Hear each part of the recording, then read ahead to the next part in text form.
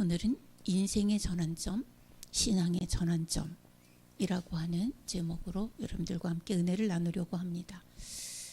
사람이 인생을 살아가면서 어떤 일들을 겪게 되면 그 일로 인해서 방향이 바뀌는 그런 경우가 종종 있습니다. 이것을 우리는 전환점, 하나님 앞에서도 이런 동기의 변화들이 간간히 우리에게 주어집니다. 오늘은 그 전환점을 맞은 사람들이 이것으로 인해서 어떤 인생의 방향을 바꾸어서 걸어가는가, 이런 모습들을 보려고 하는 겁니다. 먼저 이제 보기 전에 우리가 이 본문의 내용의 배경이 너무 길어서 15절부터 20절까지만 읽었는데요. 한번 배경을 다시 한번 정리를 해보면, 아람이라고 하는 나라의 군대 장관으로 아주 용맹하고 출중한 장군이 있었습니다. 그 이름이 나아만입니다. 근데 왕에게는 오른팔과 같은 그런 사람이었어요.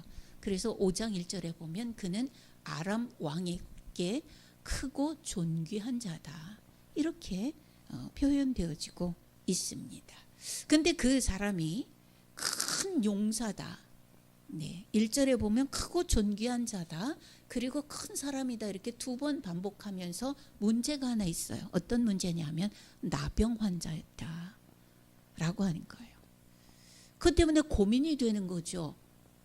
예. 아무리 군대 장관이고 지략가이어도 몸이 그렇게 문제가 있어서 공동체 생활을 할 수 없고 떠나야 된다라고 하면 그 나라에도 큰 손해고 본인에게도 그렇고 이런 어떤 대인관계가 이루어지는 삶을 살지는 못하잖아요. 그런데 마침 그의 집에 예전에 이스라엘에 내려가서 잡아온 어린 여종이 하나 있었어요. 그의 부인을 수종 들고 있었는데 그 어린 아이가 그런 얘기를 하는 거예요. 우리 주인님께서 이스라엘에 계셨더라면 해결책이 있었을 겁니다, 이렇게 얘기를 하는 거예요. 그러니 맨 처음에는 무시를 했지만 이 병세라고 하는 거, 사람이 정말 죽을 병에 걸리고 지금 아프다고 하면 그래도 조금만 신락 같은 희망만 있으면 잡아보고 싶은 게 사람이에요. 제가 폐암 걸렸다라고 하는 그런 진단을 받았을 때요, 여러 사람이 이런저런 조언을 해요. 근데 어떤 조언까지 받아봤느냐 하면 실제적으로 효과가 있었다고 하면서 개구충제가 도움이 된다, 한번 시도를 해봅시다, 이런 얘기까지 들었습니다. 효과를 본 사람이 있대요. 이제 이런 심정이었던 거죠. 나아만이. 그래, 아람이라고 하는 그 당시에 그 나라가 이스라엘보다 훨씬 커요. 그리고 힘도 더 있어요. 잘 살아요.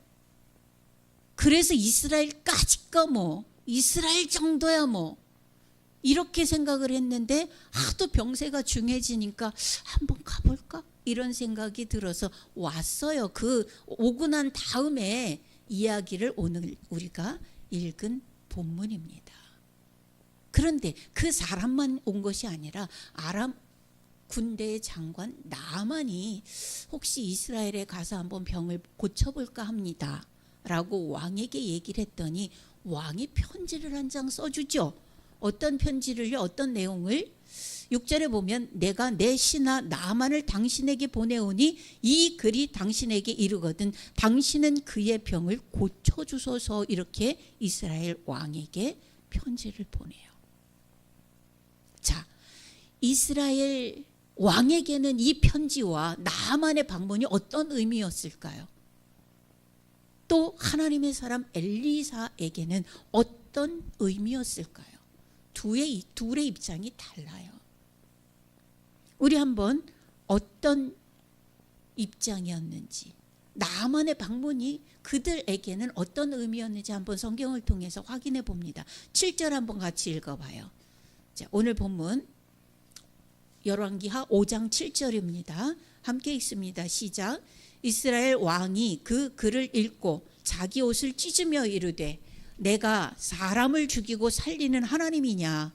그가 어찌하여 사람을 내게로 보내 그의 나병을 고치라 하느냐? 너희는 깊이 생각하고 저 왕이 틈을 타서 나와 더불어 시비하려 함인 줄 알라 하니라. 자기 신하한테 이스라엘 왕은 그래요. 내가 하나님이냐? 어떻게 저 나병을 내가 고치냐? 나한테 고쳐서 보내라고 하는데 이거는 시비를 걸어서 우리나라를 쳐들어오려고 하는 빌미다, 이렇게 얘기를 해요. 그래서 벌벌 떨어요. 왜? 붙으면 지거든. 이 사람의 마음 가운데는 하나님은 없어요. 이게 이스라엘의 왕의 자세예요. 그런데 8절 같이 또 읽어봐요. 시작. 하나님의 사람 엘리사가 이스라엘 왕이 자기의 옷을 찢었다 함을 듣고 왕에게 보내 이르되 왕이 어찌하여 옷을 찢었나이까? 그 사람을 내게로 오게 하소서. 그가 이스라엘 중에 선지자가 있는 줄을 알리이다. 아멘. 이 엘리야의 입장은 정반대 입장이야. 이제 드디어 뭐가 왔다? 하나님이 살아계시다고 하는 것을 보여줄, 선포할 기회가 왔다, 이겁니다. 둘의 입장이 이렇게 틀려요. 이스라엘 왕은 이 일로 인하여 망할 수도 있다고 탄식하고, 엘리사는 이 일로 인해서 하나님의 역사하심을 볼 수 있는 기회다. 결국 사람에게 일어나는 일들로 인해서 같은 일이라도 신앙에 따라서 망할 그런 염려로 주저앉아서 탄식하는 그런 기회가 되느냐, 아니면 이 일로 인해서 하나님의 은혜가 임하는 증명의 기회가 되느냐, 이렇게 의미가 달라요. 예. 자, 그러면 이제 이 상황을 둘러싼 이스라엘의 왕과 엘리사의 입장을 우리가 비교해 봤어요. 그러면 나만의 치유로 맞은 인생의 전환점을 만들어내는 사람들 2명만 우리 보죠. 첫 번째는 나만입니다. 나만은 어떤 사람이래요? 나만은 아람 왕의 큰 용사예요. 그리고 가지고 온 예물을 보니까 엄청 부자예요. 그리고 이 사람은 다른 신을 섬기는 이방인이에요. 그리고 합리성을 가장한 교만함도 적당히 가지고 있는 사람인 것 같아요. 우리 10절로 11절 한번 보겠습니다. 10절로 11절 12절까지 같이 읽습니다. 시작. 엘리사가 사자를 그에게 보내 이르되 너는 가서 요단강에 몸을 7번 씻으라. 네 살이 회복되어 깨끗하리라 하는지라. 나만이 노하여 물러가며 이르되 내 생각에는 그가 내게로 와서 나와 서서 그의 하나님 여호와의 이름을 부르고 그의 손을 그 부위 위에 흔들어 나병을 고칠까 하였도다. 다메섹 강 아바나와 바르발은 이스라엘 모든 강물보다 낫지 아니하냐. 내가 거기서 몸을 씻으면 깨끗하게 되지 아니하랴 하고 몸을 돌려 분노하여 떠나니. 아멘. 나만은 이런 사람이에요. 적당한 합리성도 가지고 있어요. 그 다메섹 지역에 아바나와 바르발 강, 아주 크고 깨끗하고 좋은 강이에요. 수질이 좋은 강인가 봐요. 거기서 씻으면 이거보다 더 낫다. 요단강은 쬐끄맣고 꾸정물이고, 예. 여기에서 무슨 병이 없던 것도 생기겠다, 이 얘기예요. 그리고 더 성질나는 거는 뭐냐 하면, 이 나만이 지금 화가 난 이유는 뭐냐 하면, 하나님의 사람 선지자가 있다고 해서 찾아왔는데 얼굴도 안 보이죠. 그런데 종한테 시켜서 요단강에 가서 7번을 씻으시면 된답니다, 이러고 끝이에요.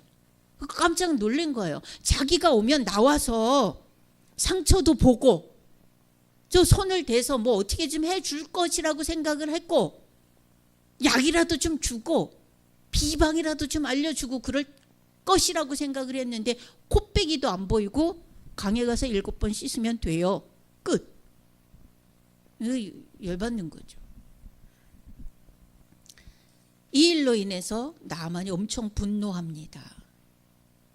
그냥 가자 그랬는데 또 그의 나만의 종 중에 하나가 그런 얘기를 해요. 믿자야 본전인데 한번 해보죠. 이거예요. 믿자야 본전인데 한번 해봅시다. 그래서 그냥 여기까지 왔으니까 그래 한번 씻어보자. 그러고 가서 7번을 씻었는데 어린아이의 살같이 희고 깨끗하여졌더라 이랬습니다. 깨끗하게 됐습니다. 그 후에 나만 결단을 해요. 그게 우리가 오늘 읽은 본문의 15, 16, 17절입니다. 한번 보세요. 제가 읽을 테니까 눈으로 한번 따라와 보시죠. 15절부터 봅니다. 나만이 모든 군대와 함께 하나님의 사람에게로 돌아와서 그의 앞에 서서 이르되 내가 이제 이스라엘 외에는 온 천하에 신이 없는 줄을 아나이다. 청하건대 당신의 종에게서 예물을 받으소서. 이렇게 얘기를. 진짜였군요. 내가 내 나라 다메섹에서는 아람에서는 별짓을 다 했고 별약을 다 써봤지만 고치지 못했었는데 하나님의 사람의 말을 듣고 순종했더니 나았습니다. 진짜 하나님이 계시군요. 하나님의 살아계심을 인정하고 자기 스스로 선포하는 기회를 만들어 버립니다. 그리고 예물을 하나님의 사람에게 드리려고 해요. 근데 하나님의 사람이 거절하죠. 하나님이 하신 거지 내가 한 게 아니니까 거절합니다. 나아만이 17절이에요. 나아만이 이르되 그러면 청하건대 노새 2마리의 실을 흙을 당신의 종에게 주소서. 이제부터는 종이 번제물과 다른 희생 제사를 여호와 외에 다른 신에게는 드리지 아니하고 다만 여호와께 드리겠나이다. 이게 인생의 전환점이 됐죠. 이 나병이 또 나병을 고침이 이 사람이 인생의 전환점, 신앙의 전환점이 됩니다. 흙을 달래요. 왜 그래요? 가서 단을 쌓으려고 그러는 거예요. 흙을 술에 노새 2마리의 실을 만큼 주소서. 꽤나 많은 양이죠. 그걸 달래요. 왜? 가서 단을 만들려고.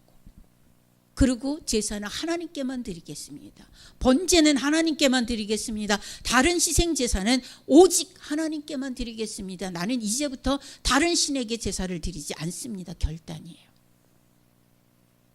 여러분, 나만의 문둥병은요 불치병이에요. 불치병이에요. 지금처럼 생각하면 안 돼요. 그 병에 걸렸다고 하면 집에서도 못 살아요. 전염성이 있어서. 어디로 가야 돼요? 산속 깊은 곳에 동굴로 들어가서 죽을 때까지 버텨야 돼요. 이게 나병이에요. 당시의 나병이에요. 이 병으로 인해서 나만의 인생은 굽힐 것 없는 강한 용사에서, 부자에서, 당당한 교만함에서 완전히 꺾어지고 변화가 되지요. 하나님의 선지자를 인정하고 겸손히 하나님의 계심을 믿고 다만 그를 섬기는 신앙의 전환점이 되어지는 게 이 일이에요. 그렇다면 그 주변에 있던 게하시를 한번 보자고요. 이 일로 그의 인생은 어떻게 변화되어지는지. 게하시는 누구예요? 엘리사의 사환이에요. 영적인 일을 수종두는 영적 일꾼이에요. 이 게하시 하는 말을 봐요. 우리 다시 한번 20절로 27절 교독해 보겠습니다. 자, 하나님의 사람 엘리사의 사환 게하시가 스스로 이르되 내 주인이 이 아람 사람 나아만에게 면하여 주고 병을 낫게 해주고 해요. 그가 가지고 온 것을 그의 손에서 받지 아니하였도다. 여호와께서 살아 계심을 두고 맹세하노니 내가 그를 쫓아가서 무엇이든지 그에게서 받으리라. 잠시만요. 자, 이 하나님의 사람이 낫게 해주고 그의 손에서 받지 않았어요, 예물을. 근데 게하시 무슨 결단을 하는 거죠? 내가 하나님의 이름을 두고 맹세하는데 내가 반드시 받아오리라. 이게 뭔 짓인지 모르겠어요. 그는 그런 결단을 했어요. 자, 22절 한번 읽어보실까요?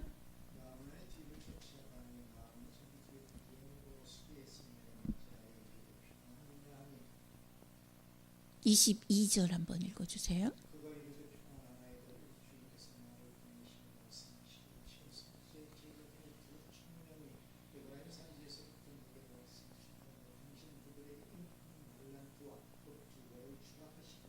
나만이 이르되 바라건대 2달란트를 받으라 하고 그를 강권하여 은 2달란트를 2전대에 넣어 매고 옷 2벌을 아울러 2 사환에게 지우매 그들이 게하시 앞에서 치고 가니라.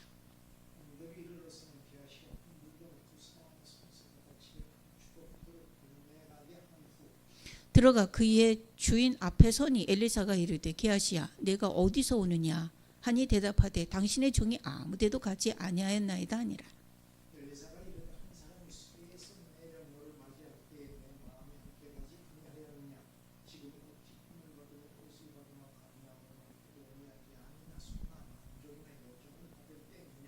그러므로 나아만의 나병이 내게 들어 내 자손에게 미쳐 영원토록 이르리라 하니 게하시가 그 앞에서 물러나오매 나병이 발하여 눈같이 되었더라. 아멘. 자, 이 게하시 무슨 짓을 해요? 하나님의 이름을 걸고 맹세를 해요. 내가 가서 예물을 받아오리라. 그런데 그러면 정당한 것이면 왜 엘리사 앞에서 거짓말하죠? 너 어디 갔다 오니? 아무데도 안 갔는데요. 뭔 거짓말까지 해요? 게하시에게 나만의 이 치유 사건은 인생의 또 신앙의 엄청난 전환점을 가지고 옵니다. 징계가 되죠. 나을 수 없는 불치병이 그의 몸에 임해요. 왜요? 왜 하나님이 역사하시고 엘리사가 하나님의 명령을 받고 순종을 했고 나만이 하나님 앞에 무릎 꿇어 하나님을 인정했는데 지가 왜 끼어들어서 이게 무슨 짓 하는 거예요? 게하시 보세요. 하나님의 이름을 망령되게 했죠. 내가 하나님의 이름을 걸고 맹세하노니 왜 지가 하나님의 이름을 걸고 지가 이렇게 사용해요? 하나님의 이름을 망령되게 사용하는 아주 대표적인 예예요. 그리고 왜 그의 물건을 탐내요? 이웃의 것을 탐내지 말라.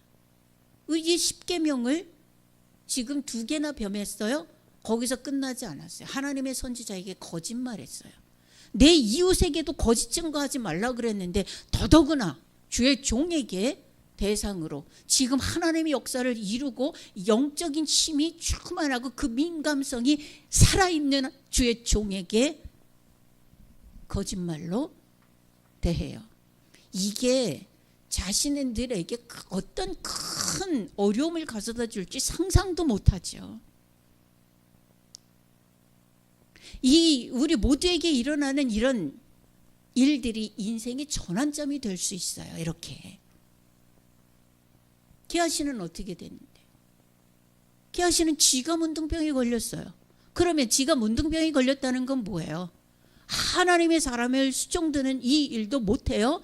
무리 가운데 살지 못해요. 이스라엘의 법은 문둥병이 걸리면 어떻게 해야 돼요? 영문 밖으로 나가야 돼요. 아무것도 못해요. 주의 종이 예배 생활을 못한다고요. 하나님의 백성인 그 백성 가운데 거하지도 못한다고요. 이런 인생의 전환점을 가지고 왔어요. 여러분들이 가지고 있는 어떤 여러분들 개인만의 지금의 일들은 여러분 인생에 어떤 전환점을 가져올 수 있을까요? 어떻게 전환점으로 삼고 싶으세요?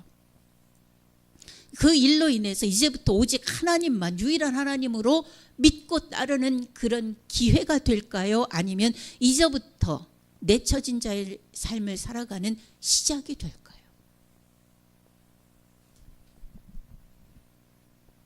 이스라엘의 왕은 이 일로 인해서 망하게 되었다고 낙담했어요. 게하시는 이 일로 인해서 자기가 천형을 받는 기회를 만들었어요. 그러나 엘리사는 이 일로 하나님의 살아계심을 선포하는 시작이 되었다고 얘기를 해요. 그리고 나아만은 우상숭배에서 벗어나요. 오직 여호와만 유일하신 참신임을 믿고 고백하고 주만 섬기는 시작의 기회로 삼아요. 여러분, 이런 인생의 전환점은요, 어떤 특정한 일로, 특별한 일로 드라마틱하게 오지 않아요. 우리 일상에서 겪는 그 일들이 인생의 전환점을 가지는 기회가 되어줄 수 있어요.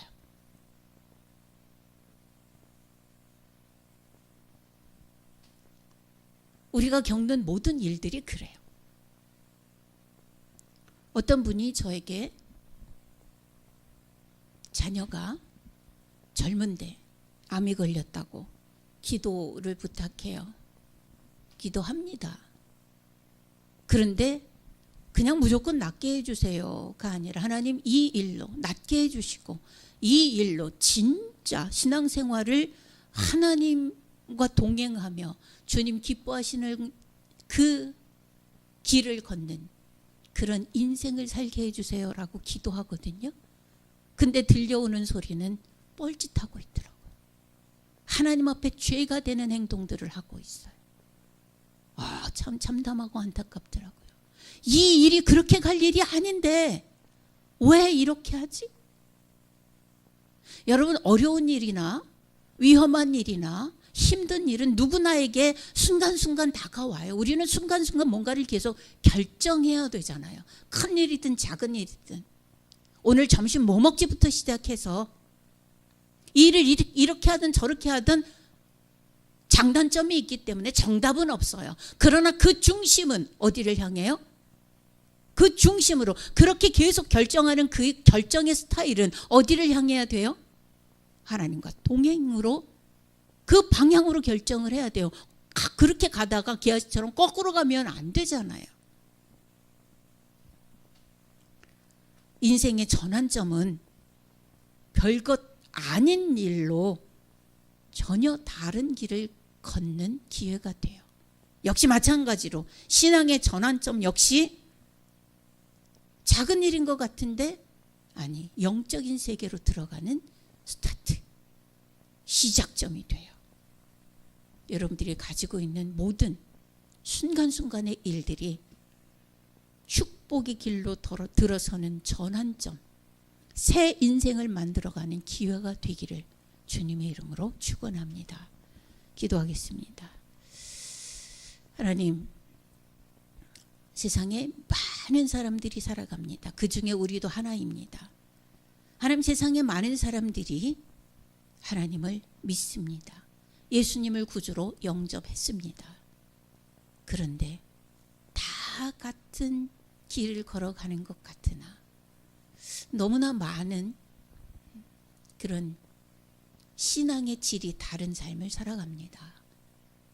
하나님, 우리가 좀 더 주님 앞에 깊은 뿌리를 내릴 수 있었으면 좋겠습니다. 예수님 앞에 더 깊은 사랑으로 깊이 그 세계로 들어가기를 원합니다. 주님, 우리가 순간순간 만나는 모든 일들이 역행하는 일들이 되어지지 않게 하시고 깊이 주님의 가슴 속으로 들어가는 결정드리게 하여 주시옵소서. 그럴 수 있는 지혜를 주시고 그럴 수 있는 힘을 주시고 사단에게 농락당하지 않게 하시고 하나님이 여전하시기 때문에 우리가 세상의 일들로 손바닥 뒤집히지 않게 하시고 일희일비하지 않도록 하나님 도와주시기를 간절히 원합니다. 나의 나됨은 하나님께로부터 왔음을 기억할 수 있는 우리 성도들 되어지게 하여 주옵소서. 예수 그리스도 이름으로 기도하옵나이다. 아멘.